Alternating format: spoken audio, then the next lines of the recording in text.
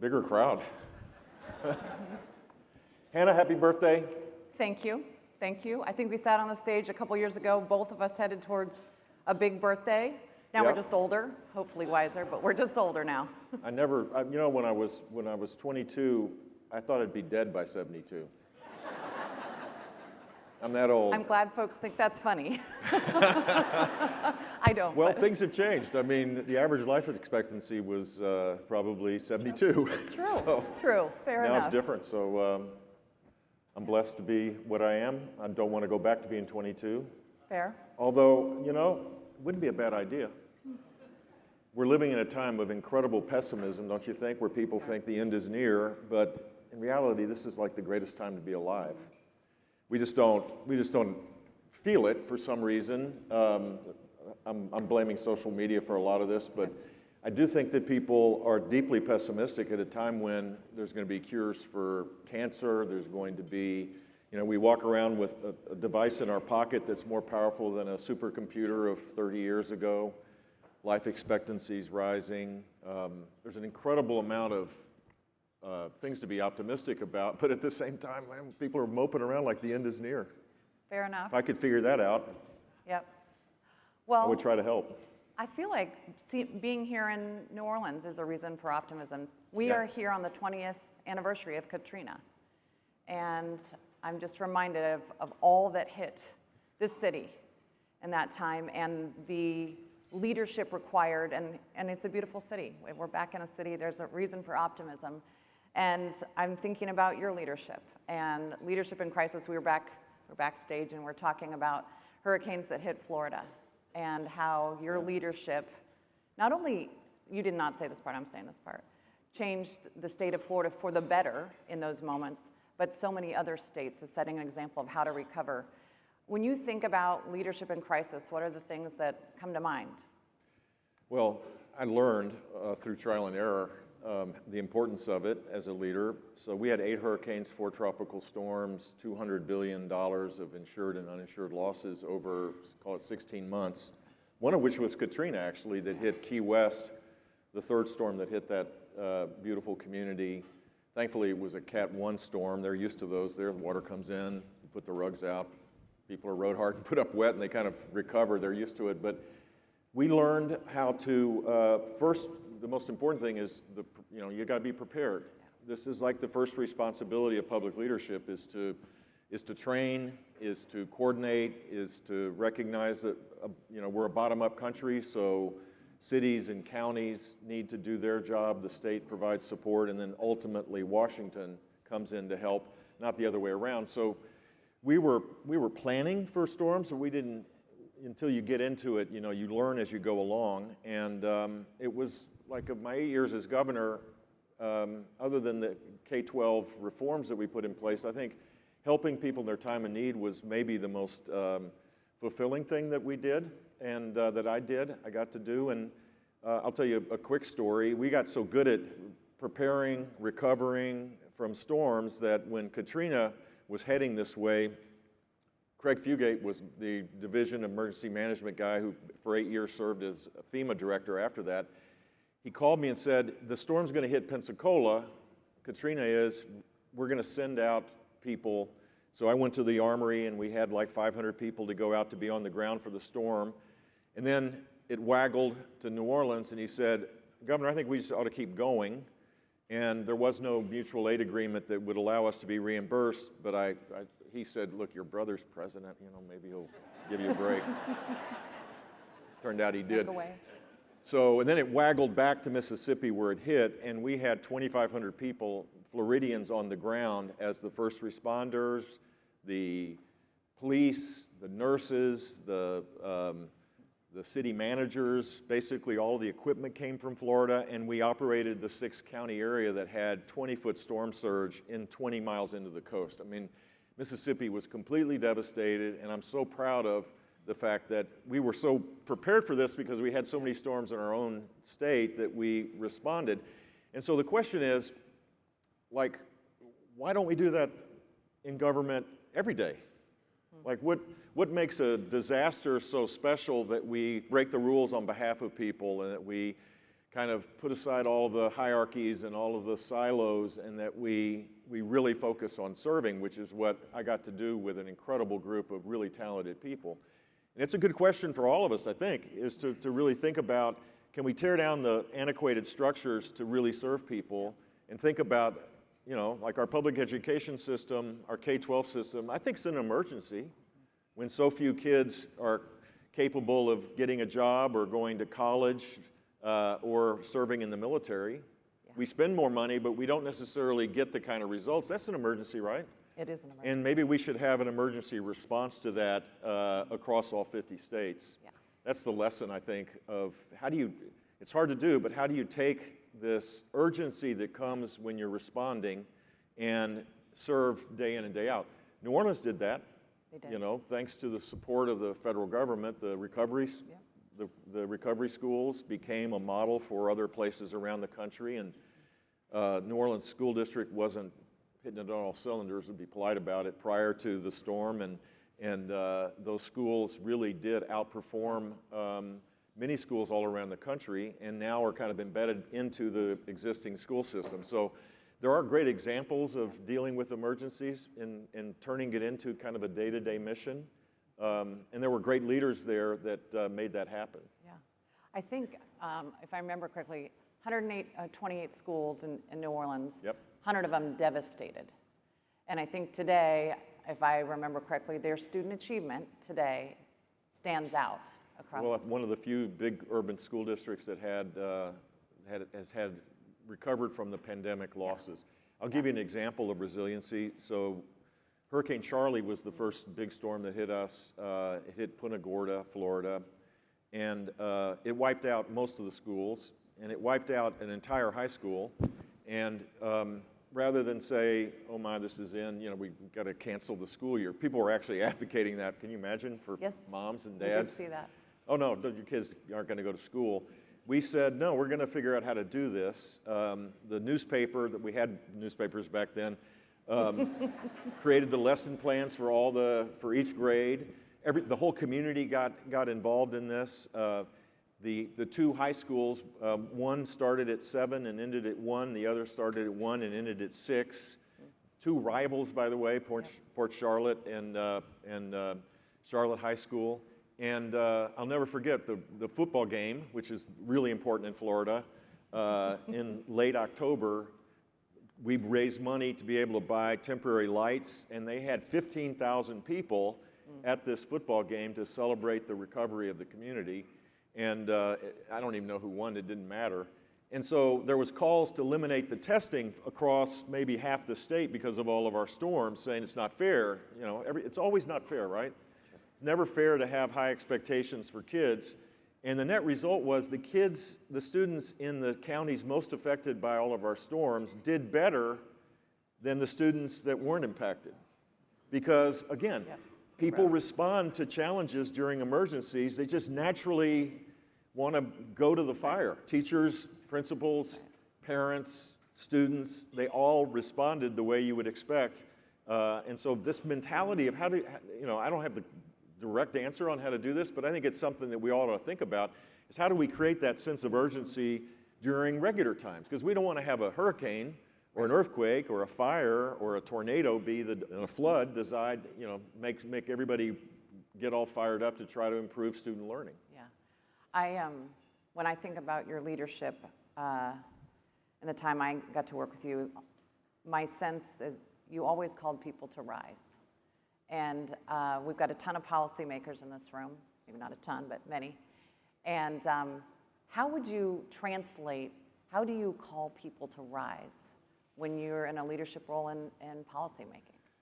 Oh gosh, I think the mantra during my tenure, and still is today, and it ought to be for everybody here, is if we weren't doing it this way, how would we do it? For starters, if things are kind of stuck, the first thing you ought to say is maybe it could be done better. My biggest fear for our country, even though I'm very optimistic, is that we're not as dynamic. We don't shed the skin of antiquated thinking as fast as we used to. We're not as dynamic, and so we're stuck in these kind of old hierarchies. When in fact, if we got rid of some of the stupid thinking, how we protect our country, national defense, healthcare, certainly education, higher ed, across the board. If we started with, why not do it some way different? If we weren't doing it this way, how would we do it? If we asked those questions and then with passion and conviction brought people together to try to find different ways of doing things, we could solve anything. Yeah. I mean, Americans' history in a nutshell is that, right? I mean, we've always, in a time of a crisis, figured out a way to do things differently and better and kind of shed a skin and moved on to the next thing. That has been the definition of this crazy, diverse, country of ours, is this ability to innovate and to figure out how to fix problems. And we're not doing that right now. I'll tell you, in Washington, I think in the state capitals, Patricia went through a list of things just this year. Pretty amazing if you think about it. And ExcelinEd's working on something like, I don't remember, it was like 150 different bills and ideas inside of all of the states that you work in. We're trying to help you all with your ideas to implement them. And I mean, that's going on right now, which is a really good sign that we're not waiting here. The people in this room aren't waiting for someone to tell them from up above what to do. My takeaway, get rid of our stupid thinking and don't wait. That's my summary of your... Yeah, stupid's always bad. Yeah. You also always kind of tell it like it is. Unfortunately, at my cost at different moments, I will say that. But you mentioned higher ed. And I think I was reading recently that every male, female, Republican, Democrat, everybody, confidence in our college degree is at a 35% confidence rating today. Yeah. So not high. Why? What do you think is going on, and what should we be doing about it? Because we're thinking stupidly. I mean, think about it. You have, I think the debt level for student debt now is over $2 trillion. It's grown exponentially, and we're not, basically we're putting recourse debt on the backs of students to pay for non-mission critical higher education work. So the administrative costs have grown exponentially. Actually, the number of students attending universities has flatlined and beginning to decline. And 60% in public universities, 60% of full-time students graduate with a four-year degree in 6 years. And full-time students now 12 credit hours. Do the math on that. You can't graduate with a four-year degree taking 12 credit hours. So, that is really stupid. And we all have to say, if someone, the contract ought to be, if you do your work in high school and you're college ready, you should graduate with a four-year degree that hopefully is purposeful in 4 years. And it ought to be relevant to the world we're moving towards, not something that may have been idyllic and interesting 50 years ago. So reforming the student loan program, I think, is essential for us to get to a new way of thinking. Universities in many states now are obliged to be performance-oriented. I know in the state of Florida, Indiana, and other places, their funding is designed around accountability measures, which relate to throughput to get four-year degrees done in 4 years and many other relevant things that are student-focused. So that's another element of this. I think states ought to put, this is a high priority, they ought to put general revenue dollars in rather than raising tuition. It should be affordable. In the state of Florida and other states have done that. They've kept tuition low. The states have provided general revenue dollars. And you don't have to load up debt to be able to graduate from those kind of universities. So there's a lot of things that could be done, I think, to make universities more relevant, and that number would probably grow. But then we got to think, well, in high school, there's so few kids that are actually college ready. That's the other element of this is we've dumbed down our expectations. We have a 90% graduation rate at high school. I mean, Florida in 1998, I think, or 9, had 50% of kids graduating, and it's gone up to 90%, and that's great. We have higher expectations and all that, but 90% of the kids aren't college ready just because they have a high school degree. They're certainly not career ready, and they're not military ready. They're not ready to be enlisted in the military. So I think states that, like Indiana is a good example. They have an honors degree now where You prove through work, you prove that you're capable of being college ready, and it guarantees you access to a slot, that you're career ready, and it guarantees that you can get interviews for jobs, and military ready, the same thing. That kind of focus, I think, in the K-12 space, along with reforms of higher ed, will be the first steps. And then, gosh, I mean, there's a lot of other things. It may not be as relevant in the world we're moving towards. I don't know. I'm not smart enough to look over the horizon 5 years from now, but our university systems need to adapt to this. There's examples, the Big Beautiful Bill.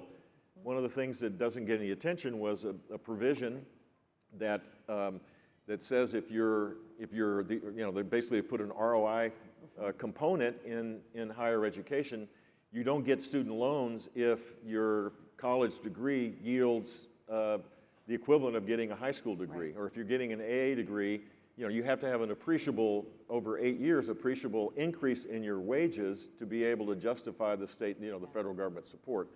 All those kind of accountability measures, I think, could transform our education system. And then, frankly, the Trump administration has done a pretty good job challenging all the wokeness. Talking about stupid. I mean, college ought to be about it's about having fun, of course, but it's also about how you learn and how you are motivated to pursue your dreams, rather than talk about safe spaces and all the crazy stuff that I think has been, most places now have pushed back against it, thank God.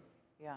So accountability, resiliency in higher ed. What do you see as we look at this direct admissions piece? Yeah, that's an example, I think, making it easier. So we were just these beautiful kids that are at the school in New Orleans. They're all asked, I always ask seniors where they're going to school, and 3 of them said, I've applied everywhere. And you're like, wow.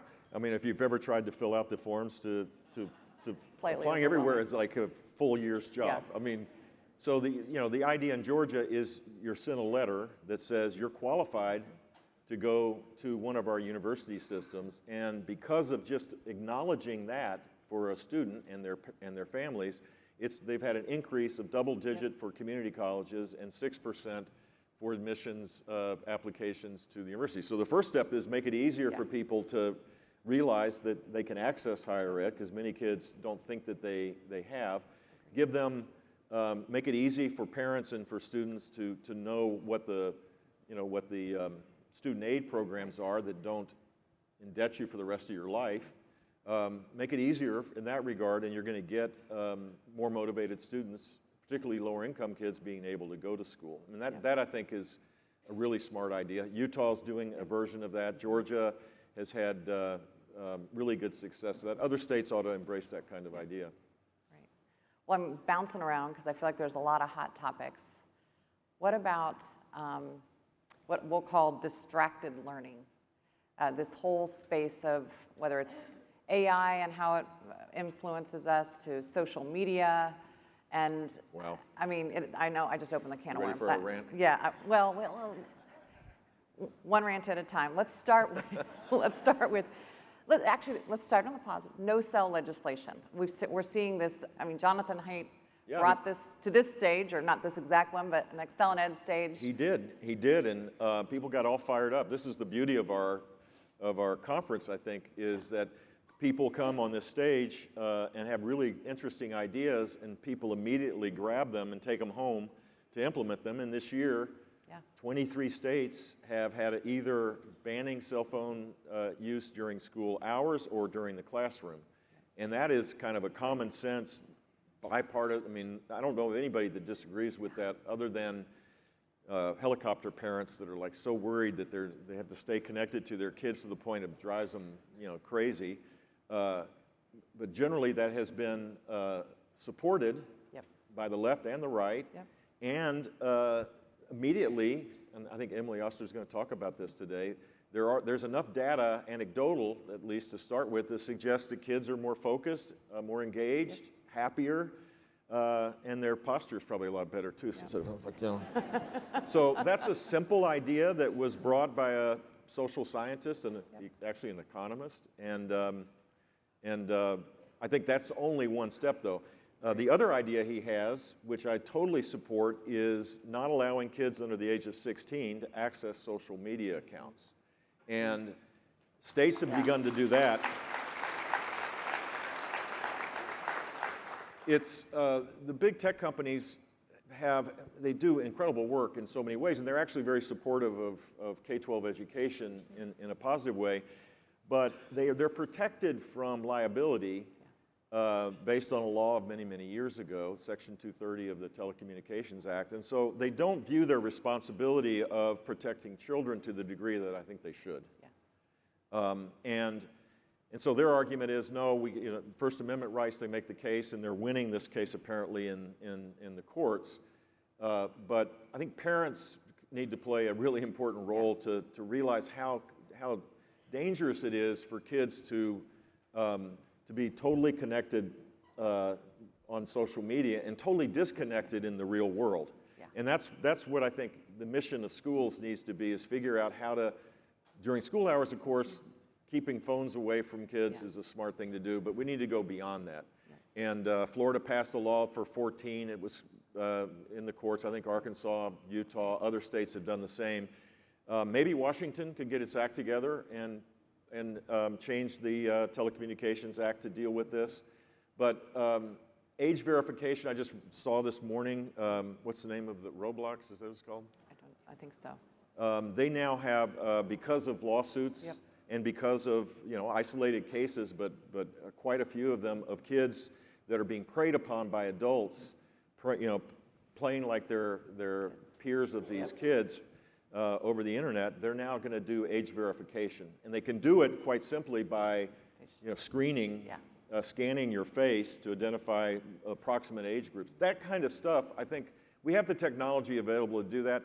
We need to protect kids. We do. And the absence of doing that, first of all, forces children to be isolated.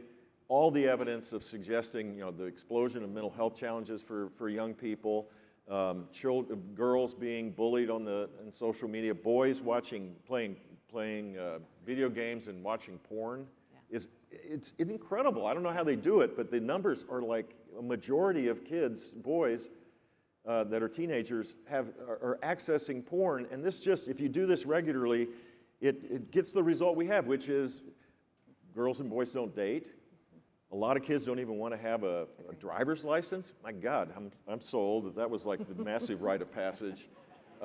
Instead, they'll go out in groups to the mall, and they'll communicate with each other, next to each other on a phone. I mean, you're missing. How do you resolve disputes? How do you solve disagreements if you've never been able to do this? How do you, in the absence of free play? All of these things, I think, we have a responsibility to push back against social media in general.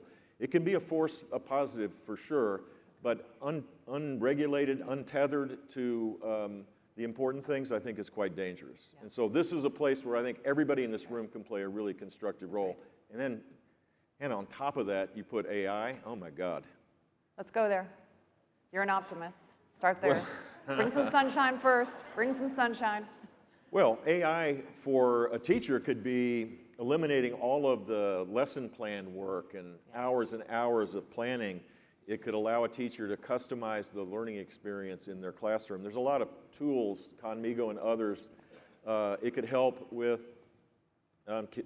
teaching kids how to read. All of that, I think those tools are there and they're exciting, and many others will come to the forefront.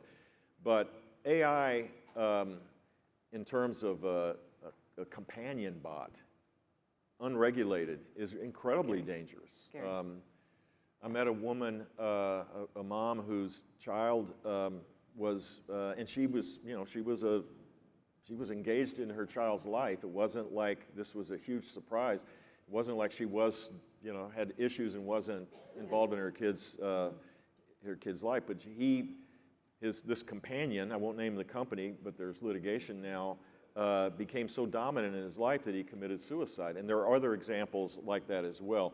And so, again, there's a way to do this where you're not creating guardrails that eliminate the ability. I don't want to have AI dominated by the Chinese. Right. And you know, the idea there shouldn't be, I think there should be preemption on the broad issues of AI, and Washington, if they could get their act together, could create responsible guardrails for sure. But protecting children needs to be the responsibility of the communities and at the state. There is a proper role for people in this room to play a constructive role to protect kids, not just on social media, but the dangers of AI as well. Yeah. And I think we're going to hear from several keynote speakers on some of the specific things we can do and how important it is. I mean, the data is, hate to say this word, say it on stage with you, the data is damning when it comes to some of these impacts on our kids and the long term.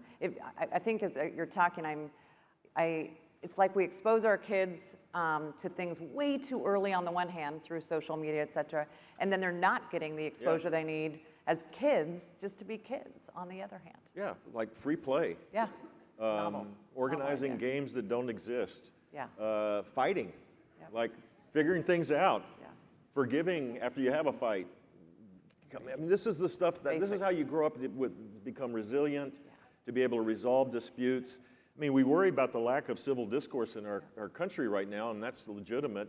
But if kids can't figure out, you know, if everything's, you know, we're in a position where someone says something you disagree with, you don't have the tools to be able to get to yes or find common ground or agree to disagree, you're going to end up creating a whole generation of people that are really weak and don't have the resiliency to deal with all of the incredible challenges. I mean, the world's moving now at a speed that far exceeds anything in our wildest dreams. So this is hugely important. And the K-12 policymakers can play a really important role in this, I think. Yeah, agreed.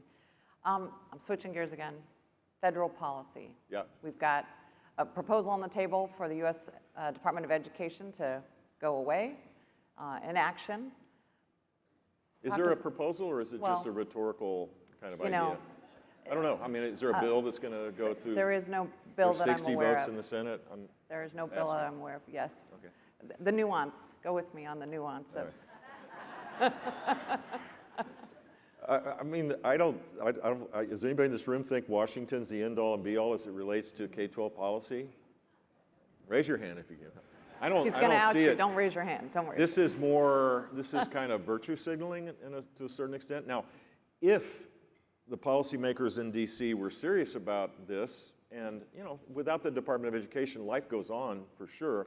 But what I'd love to see is, at a minimum, and I think the Trump administration is going to do this, shift as much power back the law allows for state school officers and policymakers at the state and local level to do more things, to have more flexibility. Yep. That's good. But you know, why should the federal government have a bunch of strings attached to early childhood, you know, child care and early childhood? Shouldn't that all be lumped together in one block grant, put some accountability measures, and let states that are already doing some of this work expand their work in a way that they're responsible for, or Title I money that goes through a whole rigmarole of rules and regulations? Why couldn't that be block granted back to the states?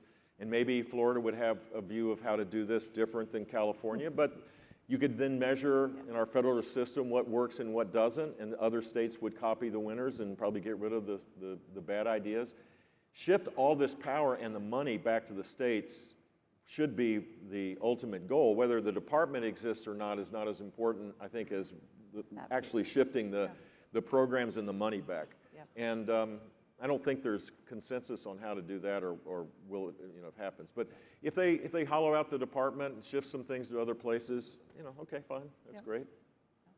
You've mentioned accountability in higher ed. But by the way, if you took out the student loan program and returned it to what it was not that long ago, to where it was perhaps supported by the federal government but run by outsourced solutions of some kind that actually underwrote the credit and had, you know, a focus on providing consumer information to kids, saying, hey, if you want to be an anthropologist, there's like 8 jobs in the country for that, and it's going to cost you $400,000. We're not going to loan you that money, but go ahead. Good luck. You know, I mean, there are ways that you can like shift the responsibility away from the department and get a far better result. We don't have the luxury of having a $2 trillion write-off, because that's where we're going. We already have massive federal debt that is probably the biggest threat to the next generation of anything that exists. So why would we want to add to it by maintaining failed systems? Yeah, agreed. Staying on federal, there's many that agree. The big, beautiful like bill. the idea. We'll have a chance for real applause in a little bit. No, I'm just kidding. That was a little weak. Big, beautiful bill. You mentioned it on higher ed. Hasn't gotten a lot of attention on the higher ed side. Yeah. There's a tax credit in there. Yeah, really exciting, I think. We're waiting for the rules to be unveiled. It was, I think it creates massive opportunities for states that already have programs that exist. It may create opportunities for states that are just beginning to create ESA programs or other programs like that to expand them. It may be, based on the rules that are being written, that blue states can participate if they figure out a way, if they don't want to get involved in private school choice, to expand charters or after-school programs. We don't know yet, but the idea of taking money and empowering people to make choices about where that money goes, it'll get more parental engagement, more community engagement, and more financial support for an array of choices that right now are kind of on the vanguard of learning. I'm excited about it. Me too. Me too. I think it could be an opportunity for a grassroots movement as well across the entire country. You know, so it's what, $1,500, $1,600? $1,700. $1,700. Imagine if, I don't know if H&R Block cares about this, but if one of the big tax filers said, hey, we want to participate in this, and we made it easy for their millions of filers to be able to access the tax credit. Man, I mean, you could create, you could be rewarding innovation all across the country. It'd be very exciting. Well, and you could get even folks who don't have kids inspired to be a part of education in a meaningful way. Yeah. And I think that if we can hold and sustain that, I think we can see a ripple effect that has lasting change, which I get pretty excited about it. It's been like 8 years running to try to get something like this done, and the reconciliation process is just about the only way you can do something that doesn't require 60 votes in the Senate. Yeah, well, we'll see what happens, but I think a lot of us in this room can be a part of implementing and implementing well. Are you going to create one, the Daniels Fund? Well, we are going to infuse capital into those who have them so that they can actually reach parents. So we have a goal of 100,000 choice seats in our 4-state region, so we're going to be aggressive about the tax credit. Excellent. Focus on the basics. You've always, for me, you never lose sight of the kind of what I call the pillars, the things that matter most, that move the needle the most, and get the biggest change for whether it's our kids, state, our country. I want to, there's AI, there's higher ed, there's tax credits, all incredible or scary, whatever they may be. But to me, you started in Florida with the basics. You said kids should be able to read and do math as a floor, not the ceiling. Yep. And it feels like today often we're losing sight of the basics. And I just wanted to take a minute, as you think of all these big things and the big ideas that are coming and being resilient, talk about the importance to you or not of the basics and where they sit in all of this conversation. Yeah, we can't ignore, there are a lot of great ideas, and you're going to hear from wonderful speakers that will get you inspired, and you're totally free to steal their great ideas and implement them. But we can't lose sight of the fundamentals, which, if you had to list them, I would say it starts with a pre-K to 3 strategy based on the science of reading to assure that at the end of 3rd grade, you have grade level readers. And there's a full suite of policies that go with that, and the states that have done that faithfully have been the real winners, and now they're being recognized. Agreed. The Southern Surge, or whatever it's called, Alabama, Mississippi, Tennessee, Louisiana. These states have haven't strayed from the basics. They've implemented it and seen incredible success, particularly with low-income kids. Yeah. So you start with that.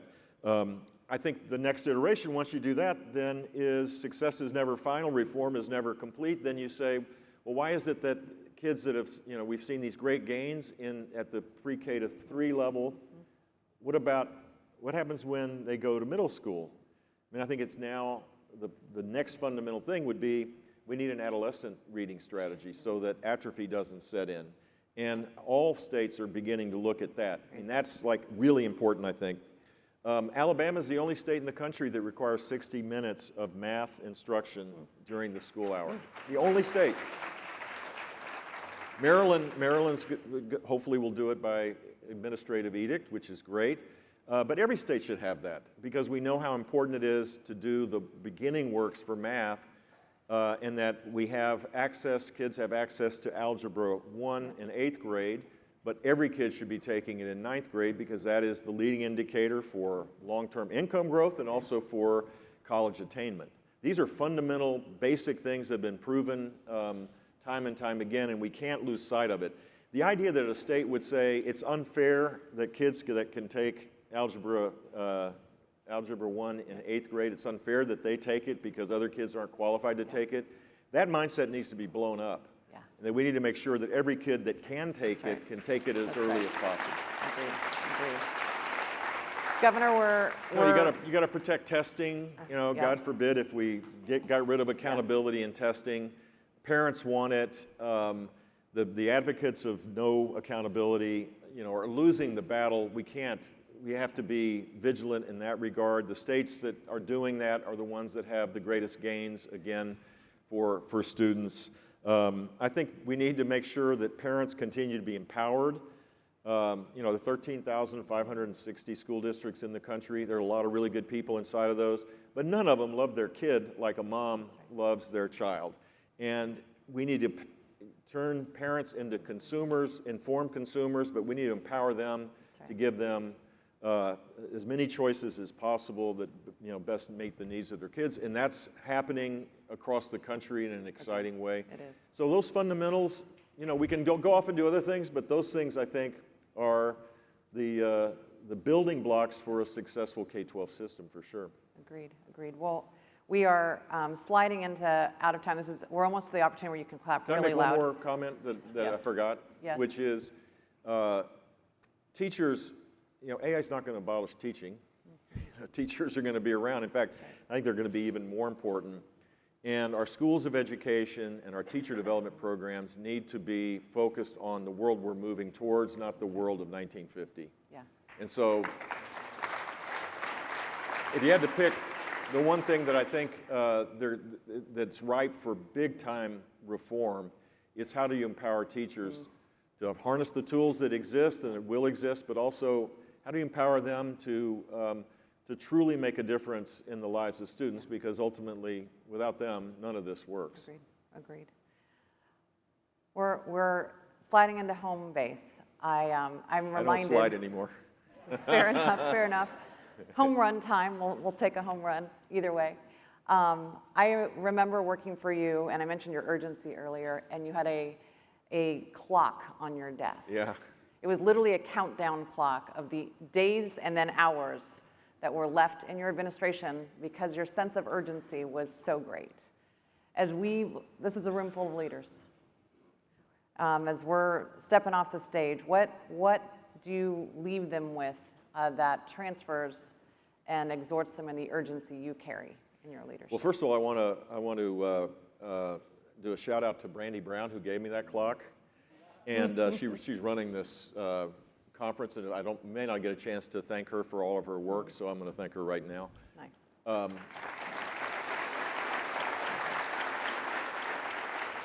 I like that cheesy clock so much. We give it out to every new governor and every governor that's been reelected, and almost to a person, they say, if it ever gets to them, I think some of them don't make it through the staff, but most of them get there, and whenever I see them or they'll email me or text me, they'll say, thank you, it is really good that I'm staying, it reminds me that I've got 4 years to go or 3 years to go. I just think that's how we should live our lives. We should be mission driven, And you should finish strong. Yeah. And it's about the people you serve, not about you. So you figure out the Jeb part, or the former governor part, or the former leader, school board member, or former state house member, whatever it is. You can figure that out later, but you should always go through the tape as fast as you can with a sense of urgency. Awesome. Governor, thank you. Thanks, Thank Hanna. you for your leadership. Thank you, guys.